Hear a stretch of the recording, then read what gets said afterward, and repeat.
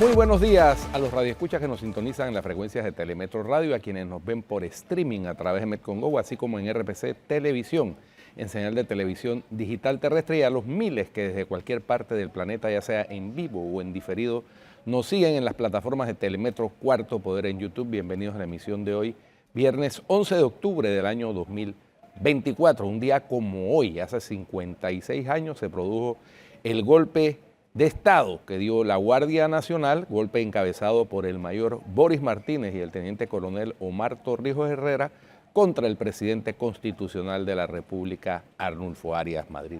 Fecha para reflexionar y para no olvidar, con el propósito de que no vuelva a repetirse una situación como esa. Muy bien, en materia internacional, la organización japonesa Nihon Hidankyo es la ganadora del Premio Nobel de la Paz 2024 por sus esfuerzos para lograr un mundo libre de armas nucleares y demostrar a través de testimonios de testigos que las armas nucleares nunca deben volver a utilizarse. Anunció este viernes el Comité Nobel noruego con sede en Oslo. El superviviente a la bomba atómica Toshiyuki Mimaki, representante de la organización japonesa Nihon Hidankyo, confió que este galardón dé más peso al mensaje antinuclear que promueven. Nihon Hidankyo es una agrupación fundada en 1956 por hibakusha o supervivientes de las bombas atómicas lanzadas por Estados Unidos sobre Hiroshima y Nagasaki 11 años antes, y desde entonces ha trabajado por difundir los testimonios de los afectados por todo el mundo y por promover un mundo libre de armas nucleares. Creo que al recibir este premio tan grande, nuestras palabras podrán tener más peso, dijo en una comparecencia ante los medios locales Mimaki, quien tenía 3 años el día de agosto de 1945, cuando la primera bomba nuclear de la historia fue lanzada sobre la ciudad donde residía con su familia. El movimiento Nihon Hidankyo, fundado en 1956, recibió la recompensa por sus esfuerzos a favor de un mundo sin armas nucleares y por haber demostrado mediante testimonios que las armas nucleares no deben volver a utilizarse nunca más, declaró el presidente del Comité Nobel noruego, Jørgen Watnet Fridnes. El presidente del Comité Nobel consideró alarmante que el veto sobre el uso de armas nucleares que se generó en respuesta a los bombardeos atómicos de agosto de 1945 esté ahora sometido a presión. El premio de este año es un premio que se centra en la necesidad de defender este veto nuclear. Y todos tenemos una responsabilidad, particularmente las potencias nucleares, declaró Fridnes a los periodistas. El primer ministro de Japón, Shigeru Ishiba, dijo por su parte que el Nobel de la Paz a Nihon Hidankyo es extremadamente significativo. Por otra parte, el secretario de Estado de los Estados Unidos, Antony Blinken, aseguró este viernes que su país trabaja duro e intensamente para evitar una mayor escalada del conflicto en Oriente Medio y a fin de que se imponga la vía diplomática en todos los frentes, incluido el pulso entre Israel e Irán. Trabajamos cada día de manera intensa para evitar que el conflicto se extienda en lo que respecta al Líbano, Israel, Irán, los hutíes de Yemen y todos los actores involucrados, dijo hoy en una rueda de prensa en Vientiane el jefe de la diplomacia estadounidense con motivo de la cumbre de líderes del sudeste asiático. Desafortunadamente, el eje de la resistencia liderado por Irán trata de crear más frentes en otros lugares, pero trabajamos muy duro a favor de la disuasión y la diplomacia, añadió Blinken. Asimismo, dijo que Estados Unidos le ha manifestado a Israel su preocupación por la falta de ayuda humanitaria en el norte de la Franja de Gaza. Me preocupa realmente la insuficiencia de la ayuda que les está llegando a los gazatíes del norte, donde el ejército de Israel intensificó sus operaciones, señaló Blinken a la prensa en Laos, donde se encuentra. Por último, más de 370 millones de niñas y mujeres vivas en la actualidad, es decir, 1 de cada 8 han sufrido violaciones o abusos sexuales antes de los 18 años, según informó UNICEF con motivo del Día Internacional de la Niña este viernes. El Organismo de Naciones Unidas para la Infancia destaca que si se tienen en cuenta las formas de violencia sexual sin contacto físico, como el abuso verbal o en línea, la cifra de niñas y mujeres afectadas en todo el mundo se eleva hasta los 650 millones, una de cada 5. Un hecho que subraya la urgente necesidad de adoptar estrategias integrales de prevención y apoyo para hacer frente de forma eficaz a toda forma de violencia y abuso. La violencia sexual contra la infancia es una mancha en nuestra conciencia moral. Esta violencia inflige traumas profundos y duraderos, a menudo causados por personas que los niños y las niñas conocen y en quienes confían, y en lugares donde deberían sentirse seguros, afirmó la directora ejecutiva de UNICEF, Catherine Russell. Por regiones, el mayor número de víctimas de violencia sexual se registra en África subsahariana, con 79 millones de niñas y mujeres afectadas, un 22%, seguido de Asia Oriental y Sudoriental, con 75 millones, que equivale a un 8%. Asia Central y Meridional, con 73 millones, que equivalen a un 9%. Europa y América del Norte, con 68 millones, un 14%. Y América Latina y el Caribe, con 45 millones, un 18%. Norte de África y Asia Occidental, con 29 millones, un 15%. Y Oceanía, con 6 millones de víctimas, un 34%. Porcentajes de la población de esas áreas. El tema del Día Internacional de la Niña de este año es la visión del futuro de las niñas. La generación actual de niñas sufre de forma desproporcionada las consecuencias de las crisis mundiales del clima, de los conflictos, de la pobreza y del retroceso de los logros conseguidos con tanto esfuerzo en materia de derechos humanos e igualdad de género. A demasiadas niñas todavía se les niegan sus derechos, se restringen sus opciones y se les limita su futuro, subraya la ONU en un mensaje con motivo de este Día Internacional. Eso es lo más destacado en materia internacional. Y en materia local, bueno, tenemos que ha habido noticias muy importantes que destacar.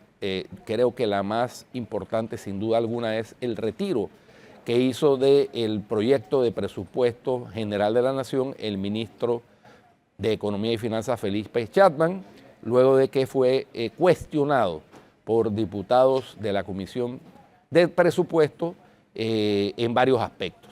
Uno de los cuestionamientos fue que se presentó tardíamente, debió presentarse en agosto, se presentó el 7 de octubre. Otro de los cuestionamientos fue que no se cumplía con lo que establece la Ley de Responsabilidad Fiscal. Recordemos que el gabinete aprobó presentar un proyecto que reforma la Ley de Responsabilidad Fiscal, pero ese proyecto aún no ha sido discutido en la Asamblea. También se cuestionó que no se cumplía con lo que establece la ley con respecto al porcentaje del PIB que debe estar incluido como mínimo en el presupuesto del Ministerio de Educación, el 7% del PIB. Aparentemente eso equivale a más de 6.000 millones y en el presupuesto que se presentó eran algo más de 4.000 millones. Entonces el ministro Chapman decidió retirar el proyecto de presupuesto. Bueno, vamos a hablar más adelante con nuestro invitado de hoy sobre ese tema, porque ha habido mucho cuestionamiento y hasta especulaciones sobre varios temas del presupuesto. Claro, nosotros aquí anotamos, por ejemplo, lo del 4.9 millones para inversión en... Claro. Eso no parece real. Yo sé por dónde vas, Yo me imagino por dónde vas, porque es que se presta a malinterpretaciones. Pero yo ayer vi al ministro, estaba realmente preocupado el ministro Chapman en la Comisión de Presupuesto. Me preocupan más los asesores del Ministerio de Economía y Finanzas que permitieron que eso ocurriera, porque hay gente de mucha experiencia allí. Y no hablo de gente de mucha experiencia en el ministerio, que estaba claro acerca de cómo se presenta un presupuesto y cómo se lleva un presupuesto. Estaban claros acerca de los detalles de este presupuesto y la construcción de este presupuesto, y permitieron que eso llegara hasta allá. Eso quizás, pues, si lo vemos en función de un nuevo gobierno que acaba de entrar, uno diría, bueno, no tienen la experiencia administrativa para la presentación de un presupuesto general del Estado. Pero resulta que si tú no tuvieses asesores que te pudiesen recomendar acerca de eso, yo te lo acepto, pero si tienes asesores que deben estar pendientes de esos detalles, no debe ser los asesores de la Comisión de Presupuesto en la Asamblea los que te digan que hubo esa clase de errores. Claro. Entre ellos quizás el error de prelación, porque si tú vas a hacer un presupuesto en donde estás hablando de que te vas a exceder el límite fiscal establecido por ley, obviamente tienes que presentar antes la reforma a ese límite fiscal, que creo que fue una de las observaciones quizás más contundentes acerca de la razón por la cual debió entonces mejor retirarse el presupuesto, revisarlo y volver a presentarlo, porque esa sí era una razón lo suficientemente contundente para que esto en el Pleno no pasara y se rechazara. Hubiese sido peor que se rechazara el presupuesto del Estado. La otra pues tenía que ver con la constitucionalidad de las fechas para la presentación del presupuesto. Correcto. Pero no es la primera vez que esto ocurre, porque yo eché para atrás, Guido. Yo revisé, no es la primera vez que esto ocurre. El tema ¿es inconstitucional? Sí. Alguien demandaría la inconstitucionalidad del presupuesto, también ha ocurrido en el pasado, no es la primera vez, ha ocurrido en el pasado, sobre todo cuando se dan cambios de gobierno, se presentan fuera del límite establecido por la Constitución, así que no es nada anormal. Se han presentado incluso demandas de inconstitucionalidad en la Corte sobre esas fechas y se fallan después que el presupuesto ya se ejecutó. Así que tampoco es eso algo normal. Lo que sí tenía que ver con la ley de responsabilidad fiscal, que creo que esa sí pudiese haber sido un bloqueo eminente a la llegada ante el Pleno, y creo que esa es la razón de ser. Inclusive, el límite del presupuesto para el Meduca también, ¿por cuántos años no se cumplió con eso? Sí. O sea, por muchos años no se cumplió con eso. Ahora, también lo que subyace ahí a Tenógenes por parte de los diputados es que en el presupuesto presentado se le da un recorte importante a la Obviamente, Asamblea. Claro. Entonces encontraron todas las excusas posibles para que... y sospechosos incluso en la Asamblea, porque a ellos el recorte fue de 100 millones. Sí. Así que yo no dudaba que esto iba a pasar en la Asamblea, porque... entiendan que esto es un ente político. Es el ente político por excelencia. Entonces, ellos habían propuesto un recorte creo que de 50. Se lo duplicaron. Se lo llegaron a 100. Bueno. ¿Y qué pasa? Pero ahora vamos a explicar las consecuencias de pues, no tener un presupuesto al tiempo, que te demanden el presupuesto, que al final te rechacen el presupuesto, porque todas esas cosas pueden estar en la jugada. Al final no es que el Estado se queda sin presupuesto, porque Panamá sí tiene válvulas de escape. Entre ellas que, bueno, queda en efecto la ejecución del presupuesto del año anterior, que es un presupuesto, por cierto, muy amplio. Muy amplio. Claro. Si lo comparas con el presupuesto que estaba entregando el ministro Chapman. Así que creo que lo que subyace aquí, Guido, sí es cierto, tiene que ver mucho con el enorme recorte presupuestario que se le dio a la Asamblea. Ellos no se podían quedar con esa. Yo estoy seguro que por ahí van las cosas. Bueno, oye, no sé, pues esa es mi percepción. En otro tema, Atenógenes, ayer, para no variar, porque ya es una constante, el presidente de la República en su conferencia de prensa mañanera de los jueves, pues soltó varias informaciones importantes. Oye, con la que cerramos aquí el programa ayer. Con la que cerramos el programa. El nuevo magistrado del Tribunal Electoral. Así es, Narciso Arellano. Es una designación muy importante, porque es la primera vez en los 35 años que va a cumplir la democracia que un magistrado del Tribunal Electoral no proviene de las filas de uno de los partidos. Sí. Eso marca una diferencia, marca un antes y un después. Porque en el caso, tengo entendido que el Narciso Arellano nunca ha formado parte de ningún partido político. Parte de un partido político, así que eso marca una diferencia importante, garantiza, por lo menos de parte de él, independencia con respecto a... Ahora, había una confusión en su momento porque... también había un candidato llamado Narciso Arellano que era de la coalición.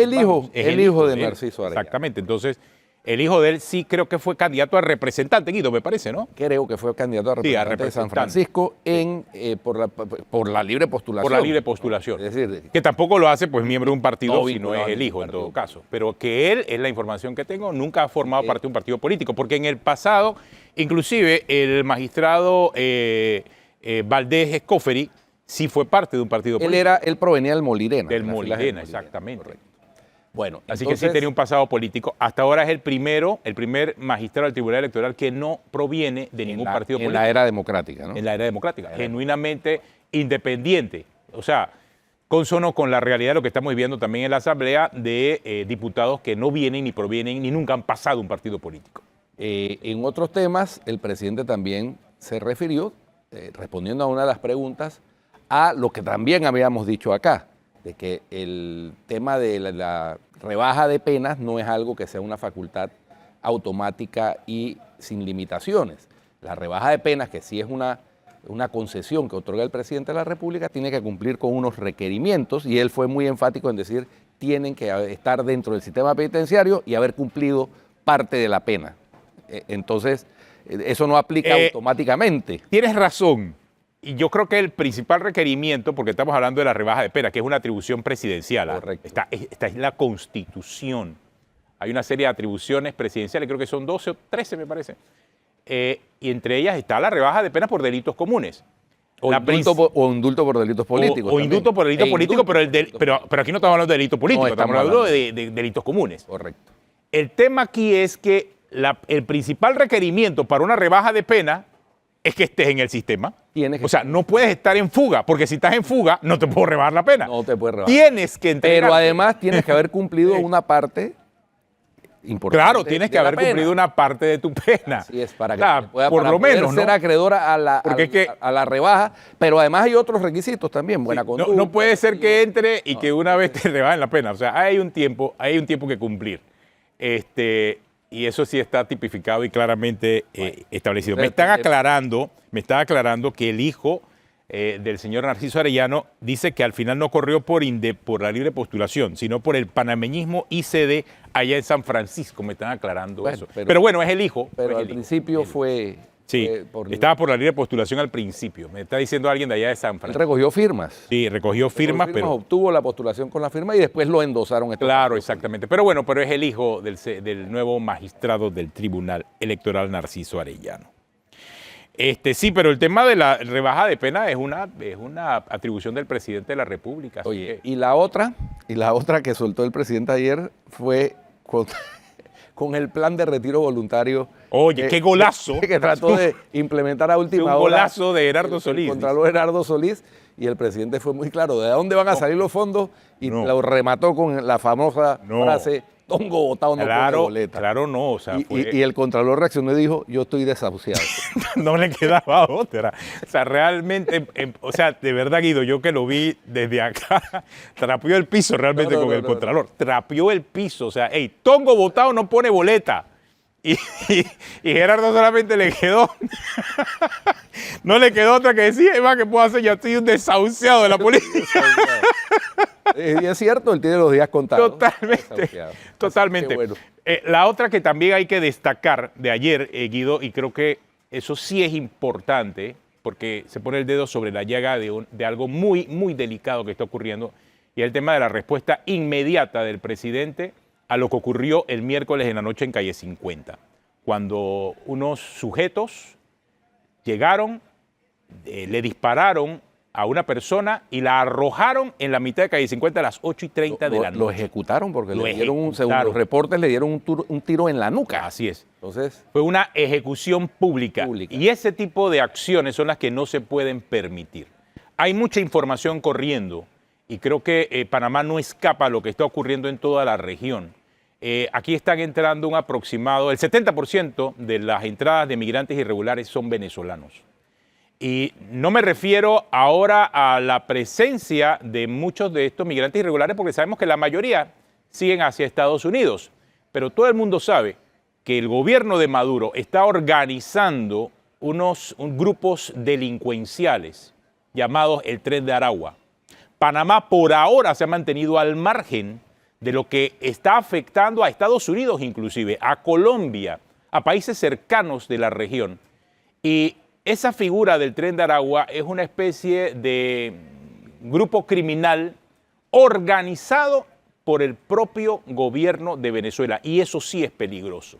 Entonces, la reacción del Estado panameño frente a estas amenazas y hablo de amenaza, desconozco si realmente tiene algo que ver esta organización criminal del Tren de Aragua con lo que ocurrió el miércoles. Pero la forma en que se hizo pinta a que puede tratarse de esa organización criminal y que el gobierno y el Estado panameño han reaccionado de manera inmediata. Lo digo porque ese es el actuar de ellos, así están actuando en muchas ciudades de Estados Unidos, lamentablemente. Imagínense el nivel de preponderancia que le está dando el gobierno de Estados Unidos, que en julio la OFAC citó al Tren de Aragua como una organización criminal a la que tenían el ojo puesto a sus movimientos financieros dentro de Estados Unidos y fuera de Estados Unidos. El Tren de Aragua no es una teoría de la conspiración, es un hecho real. Hace poco vimos al presidente de Venezuela, bueno, el dictador venezolano Nicolás Maduro, cuando, no sé si recuerdas, trataba de eliminar su cuenta de WhatsApp. Y en un error, porque es que lo hace en público, presentó su WhatsApp y en su WhatsApp las cámaras y los fotógrafos captaron mensajes de Jorge Arriaza, que es uno de sus asesores principales en temas de comunicación, cuando le mandaba mensajes acerca de la presencia del Tren Aragua en Estados Unidos. Y Maduro le contestaba por WhatsApp con un dedito arriba. Eso está y eso se vio internacionalmente, así que no estamos hablando de una teoría de la conspiración, hablamos de una organización criminal muy peligrosa, así que la respuesta del Estado a poder ponerle un punto de quiebre a cualquier intención que pueda generar esta organización criminal es importante. Así que esta operación, este movimiento policial de ayer, creo que sí debe ser tomado muy en serio. Una respuesta frontal al crimen organizado que puede estar tomándose las calles para evitar que hechos como el que ocurrió el miércoles en la noche, ese tipo de ajusticiamiento público, estilo México, estilo Colombia o estilo Venezuela, se evita en Panamá, que no vuelva a ocurrir. Que buscan claramente un mensaje, ¿no? Cuando hacen ese tipo de acción criminal, ese es el en mensaje. un lugar como el que lo hicieron, ¿no? Por eso es que... A sabiendas de que ahí hay cámaras de videovigilancia. Claro, por eso es que la reacción del Estado a través del presidente era importante y contundente. Creo que el mensaje fue contundente con el inicio de este operativo y esta movilización de este operativo Panamá 3.0, porque sí se necesita en este momento frente a esta escalada, ya que lo que vimos el miércoles en la noche no es Panamá, ni tampoco refleja esa tranquilidad y seguridad ciudadana. Y muchos pueden decir, bueno, lo que pasa es que es una pelea entre grupos pandilleriles y delincuencia común. No. Sí, pero es que al final cualquier persona que estuviese pasando por ahí y se atravesara, terminará siendo una víctima inocente de estas organizaciones criminales. Hay que seguirle la pista a estas organizaciones, hay que seguirle la pista a la presencia de esta organización liderada por Nicolás Maduro y que está aterrorizando a muchos países de la región, inclusive a Colombia. Estos señores de esta organización criminal se han batido con las propias FARC y les han ganado en su territorio. En México, con grupos delincuenciales y grupos organizados de México y también le han ganado. O sea, hay un nivel de alerta internacional sobre la presencia de esta organización criminal y Panamá no puede estar al margen de esta realidad. Así que esa respuesta sí es necesaria e inmediata y se está incluso analizando la posibilidad de toques de queda generales que yo me imagino que deben estar de la mano de declaraciones de emergencia locales, ¿no? En distritos como San Miguelito o la provincia de Colón, porque de otra forma no se pudiese realizar porque si no entonces se violaría la Constitución. Hay que tener también cuidado con eso, me parece. Sí, bueno, vamos a un cambio y regresamos con nuestro invitado esta mañana en Cuarto Poder.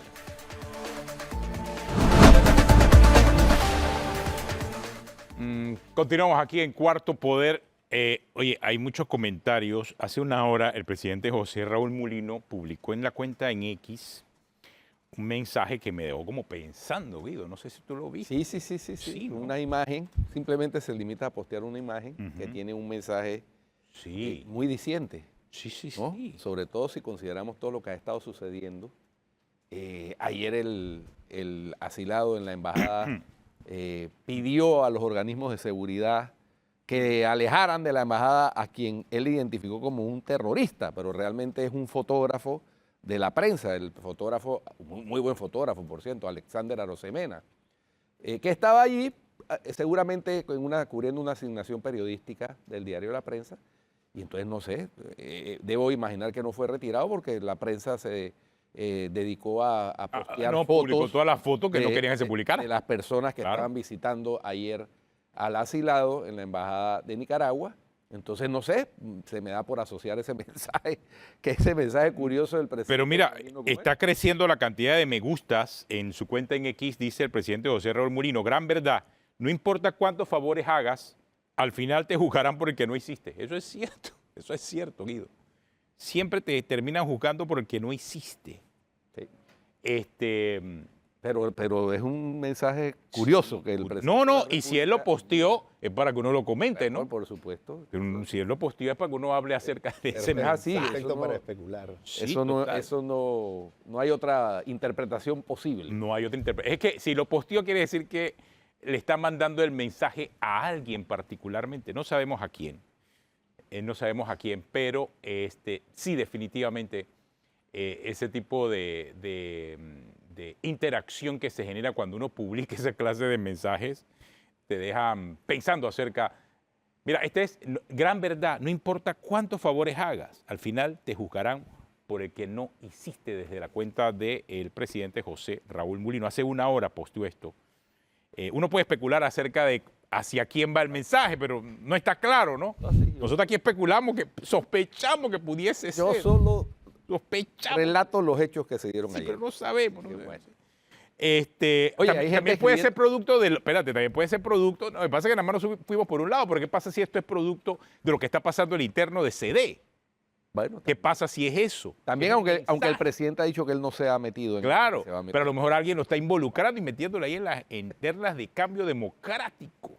Porque ayer también parte de lo que publicó la prensa era movimiento de la esquina de Cambio Democrático, porque ahí estaba Roberto Enrique y otra gente. Ahí. Sí, correcto. No sabemos si eso será. O sea, ¿por dónde van este tipo de mensajes? No sabemos, podemos especular, pero al final, si el presidente lo posteó, es para que uno comente. Ya mucha gente está comentando, imagínate, ya van por más de 500 me gusta, lo están comentando también. Mucha gente pone unos comentarios y que no se deje, presidente. Que no se deje, presidente. Hay amigos que hacen más daño que bien, dice. Bueno, algunos de los comentarios, pues, que van saliendo, ¿no? Pero bueno, vamos entonces a hablar de presupuesto, Guido, porque ayer sí el presupuesto fue retirado en la Asamblea por parte del ministro de Economía y Finanzas, Felipe Chapman. Y Ernesto Bazán esta mañana va a estar con nosotros aquí para revisar ese tema, entender cómo ocurre eso y de qué forma pues pudiese recuperarse el tiempo, y si también hay tiempo para revisar el presupuesto, porque en sesiones ordinarias es una cosa, porque en extraordinarias ya el presidente anunció que el 6 de noviembre arranca lo de la Caja de Seguro Social en la Asamblea. Entonces, hay temas allí con eso. Así que, Ernesto, buenos días, gracias por estar acá. Muy buenos días, gracias también por la invitación. ¿Qué piensas? ¿Cuál es tu evaluación de lo que ha pasado? Bueno, después de haber tenido 5 años de la administración Cortizo con Héctor Alexander, que cada año nos decepcionaba más, esperábamos que Felipe Chapman, una persona seria, una persona conocida, haga un cambio de rumbo. Y hemos encontrado más de lo mismo. Más gastos operativos del Estado, menos inversión, más deuda, más déficit fiscal. Entonces, el resultado o el análisis y la interpretación del proyecto de ley de presupuesto para mí fue claramente decepcionante. Así que de mi análisis yo rescato primero la reducción en la inversión, ¿no? O sea, digamos, esa fórmula de subir gastos y bajar inversión es exactamente lo opuesto a lo que tenemos que hacer. La receta, en mi opinión, es disminuir los gastos y aumentar la inversión. ¿Por qué? Porque hoy en día tenemos un problema muy serio, que es la falta del empleo, y un desempleo del 47.4%, un subempleo del 47%, o sea, casi la mitad de la economía está subempleada, está inconforme. Entonces, para generar empleo, que es una de las grandes necesidades y, digamos, clamor de la sociedad panameña, y para que el famoso Chenchen pueda llegar a las familias panameñas, necesitamos generar empleo. Pero para generar empleo, el circuito es aumentar la inversión genera empleo, el empleo genera consumo, el consumo genera más ventas por parte de las empresas, más ventas generan más ganancias y más recaudación para el Estado, tanto por el ITBMS como impuestos sobre la renta. Más recaudación genera más capacidad de poder repagar la deuda o en todo caso tomar deuda buena, que es la deuda para inversión, y así entrar en un círculo virtuoso. Y eso es exactamente lo que no se hizo, sino más bien se hizo todo lo contrario. Tenemos déficit fiscal, se presupuestó un déficit fiscal de 2.700 millones de dólares.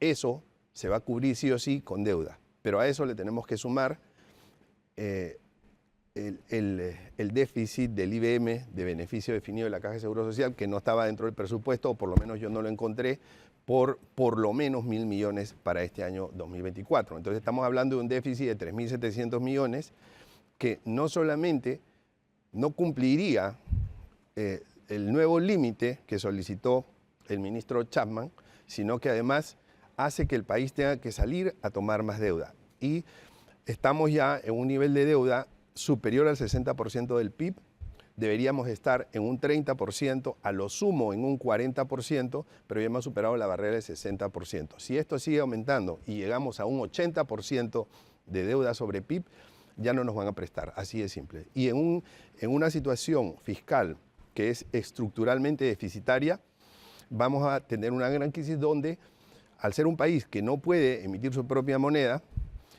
si no nos prestan, no vamos a tener cómo pagar a los empleados públicos, no vamos a tener para los gastos que requiere mínimamente el Estado. Claro, esa es la parte técnica del presupuesto, evidentemente. Nosotros comentamos también que hay una parte política del presupuesto, que tiene que ver con la Asamblea, sobre todo. Y había también mucha preocupación de los diputados, porque el recorte era de 100 millones que le habían hecho. Sí. ¿Qué piensas? Sí, bueno, recordemos que hay, digamos, una vía de escape oculta, que es el traslado de partidas. Con el traslado de partidas es un artificio para poder aumentar el presupuesto. Porque ustedes siempre lo he usado. Claro, porque ustedes recuerdan que a la Asamblea se le da un monto, ¿no?, presupuestado, No, pero sí. lo que se termina ejecutando es mucho más. Claro. ¿Por qué? Porque el año pasado terminaron en 200 millones de gasto Claro, real. ¿por qué? Porque existe el traslado de partidas. Claro. Y esa es la vía de escape. Entonces, ¿qué pasa? Y el traslado de partidas depende de quién. De la Comisión de Presupuesto, básicamente. Claro. O sea, los montos grandes dependen de la Comisión de Presupuesto. Entonces, ese tema de si yo creo que eso fue una reacción política, pues tengo mis dudas porque la Asamblea, lamentablemente, me gustaría que fuera diferente, lamentablemente tiene control sobre su propio presupuesto. Claro, pero los tiempos han cambiado y también las realidades de la Comisión de Presupuesto no son las mismas de la del gobierno anterior. Y la composición de la Asamblea. Exacto, entonces tenemos ahora una comisión de presupuesto de 15 miembros, pero que 5, antes nada más estaba Juan Diego Vázquez, pero ahora son 5 miembros que de una bancada independiente que evidentemente están denunciando de forma constante todo lo que está pasando. Pero que siguen siendo minoría. Sigue siendo minoría, pero hacen mucha más bulla. Eso ahora, al final, ¿qué pasaría si el presupuesto no se presenta o se llegase a rechazar? Porque puede ocurrir que se rechace en el Pleno. Queda en entonces ejecución el presupuesto del año anterior, ¿no? Porque no nos quedamos sin presupuesto, esa no es una realidad. Claro, se quedaría el presupuesto del año anterior, que son más de 30.000 millones de dólares, ¿no? Un presupuesto inflado. Y que eso, se voló todos los... Que se voló todos los... Por supuesto, y además un presupuesto, el del año pasado tenía una cuenta de ajustes de 3.000 millones que no estaba justificada. Totalmente. O sea que estaba inflada por lo menos en 3.000 millones. No, no aparte, o más, te quedaste corto, porque no, puede ser más. Esa es solamente la cuenta de ajustes. Sí. Digamos, la otra inflación que tenía el presupuesto del año pasado y que este proyecto del 2025 también lo tenía, era la recaudación tributaria. O sea, la recaudación tributaria era un sueño lo que se había presupuestado. Este año, por ejemplo, el ministro Chapman presupuestó un incremento de 16% en la recaudación tributaria, ¿no? 16% cuando la economía va a crecer solamente 3%, si acaso, ¿no? Entonces es 3% en términos reales, 5% en términos nominales. Entonces, eso es muy difícil de cumplir. ¿Y qué pasa si no se recauda lo que se espera? Más déficit. ¿Más déficit qué cosa es? Más deuda. ¿Y más deuda qué significa? Más intereses. ¿Y más intereses qué significa? Menos servicios sociales para los panameños. El año pasado de intereses pagamos el 9% del presupuesto. Este año se tenía contemplado con ese presupuesto pagar 13.6% de todo el presupuesto solamente en intereses. Entonces, hay menos espacio ¿para qué? Para el verdadero objetivo del presupuesto, que es llevarle atender las necesidades sociales de los panameños, sobre todo de los que más lo necesitan. Tenemos una pausa, Ernesto, ya regresamos contigo esta mañana acá, Ernesto Bazán, revisando lo que ha ocurrido con el presupuesto del Estado para el próximo año 2025. Esto es Cuarto Poder, regresamos.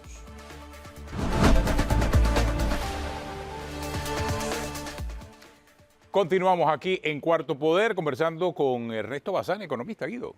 Sí, Ernesto, ante el retiro del presupuesto y una supuesta reformulación que debe hacerse para ser presentado nuevamente ante el escaso tiempo que queda, ante las sesiones extraordinarias que en teoría iban a ser ocupadas con el tema de la reforma urgente a la Caja del Seguro Social en lo que tiene que ver con el programa de invalidez, vejez y muerte, ¿cuál es el futuro que le espera o que podemos vislumbrar del presupuesto general del Estado para el año 2025? Sí, digamos, el presupuesto, como yo lo veo, es la gran oportunidad de recobrar la confianza en el país, con los acreedores financieros, con la comunidad financiera internacional, y también con la propia sociedad panameña. Es la gran oportunidad. Entonces, yo esperaría que en esta segunda versión, que están trabajando seguramente en estos momentos en el MEF, hagan una real reducción de gastos. Entren en una verdadera austeridad.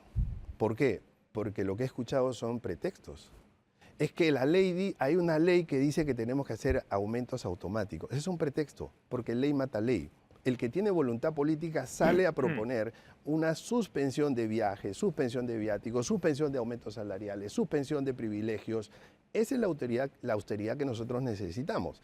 Ahora, claro, no es seguro que se la pasen. Si no se la pasan, cualquier ministro que se respete tiene que renunciar. Pero tiene que dar ese paso y eso requiere mucha valentía.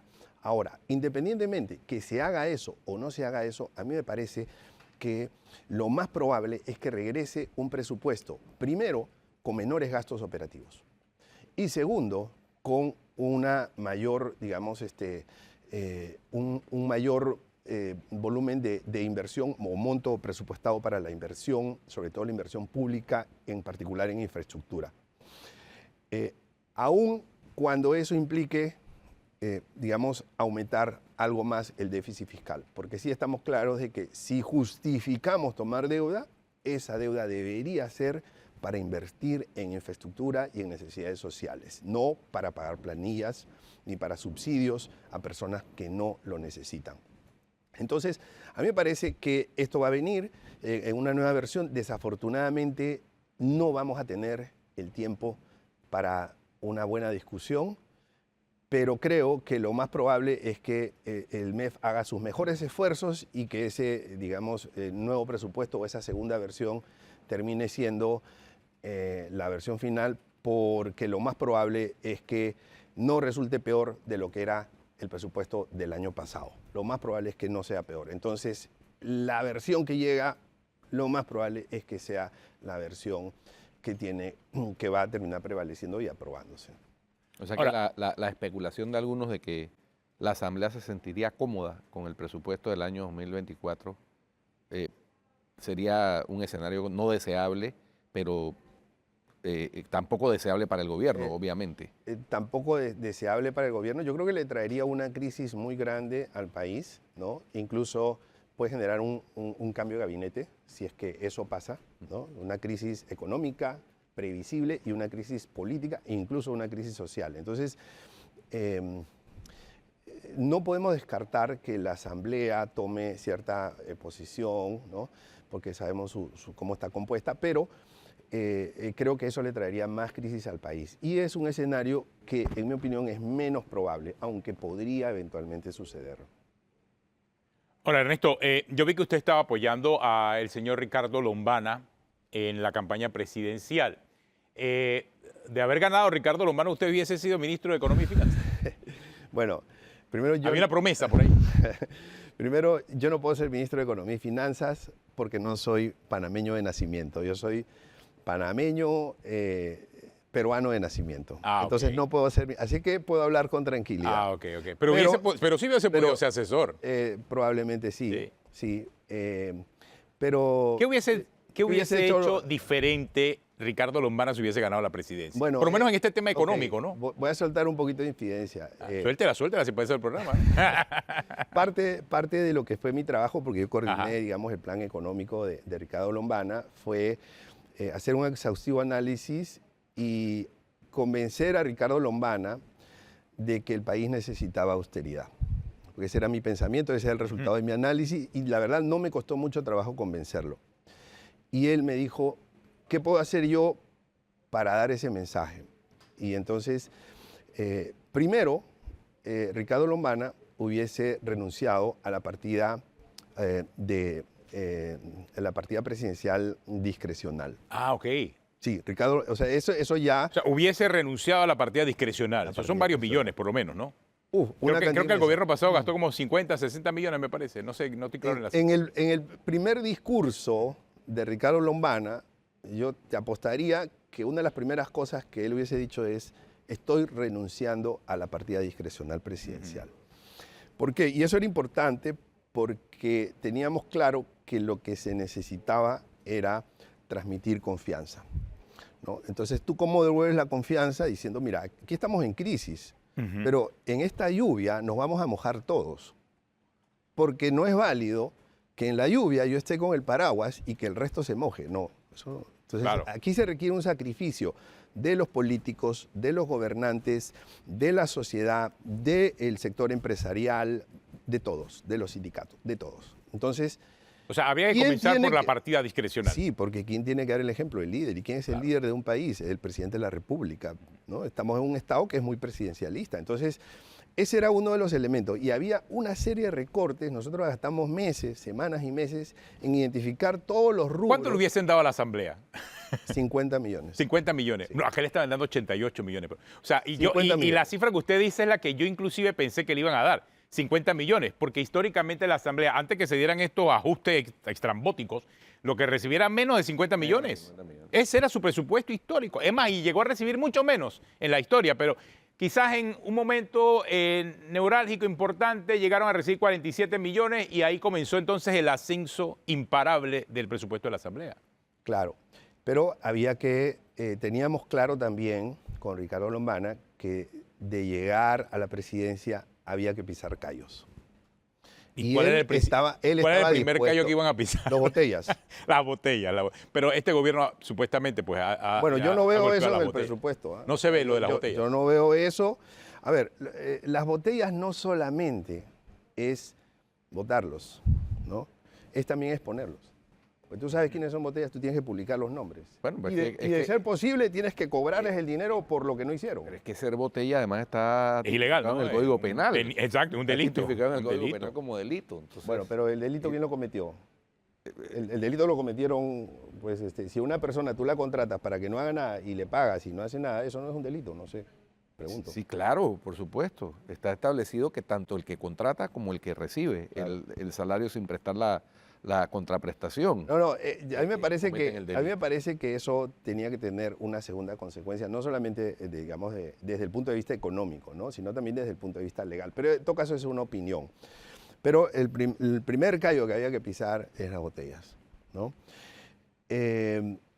Y teníamos ¿Se hubiese reducido el salario? ¿Estaba eso entre el menú? Sí, Reducción de salario pero para él, para los sí, ministros, para yo lo altos propuse, funcionarios. Yo lo propuse, pero habían opiniones de que eso sería considerado inconstitucional. Ajá. Y pues nos podían tumbar esa reforma, ¿no? Claro. Entonces no llegamos a eso, pero la intención sí existía, eso te lo puedo De asegurar. reducir el Sí, salario, ¿no? De reducir a todos, ¿no? Pero sobre todo de reducir privilegios. O sea, Sí, por ahí va también, porque está el tema de los privilegios, o sea, la cantidad de escoltas, por ejemplo, que tiene un ministro, escoltas, cantidad de vehículos que tiene un ministro, ¿Y qué vehículos? ¿Ah? Claro. ¿Qué vehículos? la compra de vehículos por parte del Estado, el alquiler de vehículos por parte del Entre Estado. las asignaciones, por ejemplo, de los diputados, siguen recibiendo algo que a mí siempre me ha parecido exótico. Claro, 1.000 balboas Sí. al mes para gasolina. así es. O sea, ¿quién se gasta Ah, y 1.000 encima le da balboas una al mes? franquicia ¿Quién se gasta 1.000 balboas al mes en gasolina? y encima le da la extensión del impuesto de introducción de vehículos. Claro, Una franquicia. esos son privilegios. Claro. ¿No? Esos son privilegios. El celular, Entonces, una cantidad de cosas que le dan. ¿no? La otra cosa es que identificamos un rubro bien grande donde se va mucho dinero son consultorías. Que claro. no sabemos si esas ¿Cuánto son se ven consultorías? Ustedes que hicieron ese son análisis. consultorías, digamos, reales o no, pero ahí tranquilamente, eso tranquilamente se podría reducir en $1.000 millones. ¿Cómo? O sea, espérese, Sí, tranquilamente. ¿al año? Sí, al año, claro. $1.000 millones en Sí, consultorías, es mucha consultorías. plata. O sea, Y consultorías. están en este presupuesto usted lo revisó también, Consultorías Ajá. con honorarios, Ajá. ¿no? Lo que pasa es que las cuentas vienen todas juntas. Claro. Y hay consultorías que sí son de verdad. No, sí, ¿no? obviamente. Y que claro. son necesarias. Pero hay muchos rubros que son aparentes consultorías y que en el fondo no son consultorías. Pero ahí encontramos un rubro grande.